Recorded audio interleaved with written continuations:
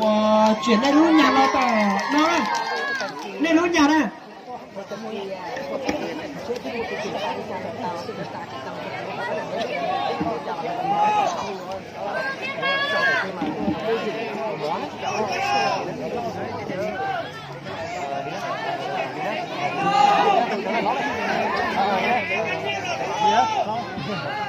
Giờ nó sẽ cho rồi với chủ bà nhẹ nữa. Không có bà nữa, với bà là chỉ tài nữa. Lấy tiếng nhẹ nữa. Cho rồi như mình coi như là bù chứ. Không có bà nữa. Bà là chỉ tài hả? Hãy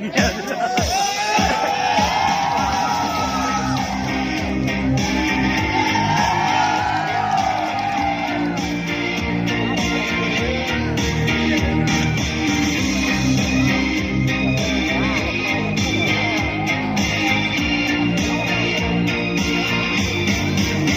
cho kênh Ghiền Mì Gõ để không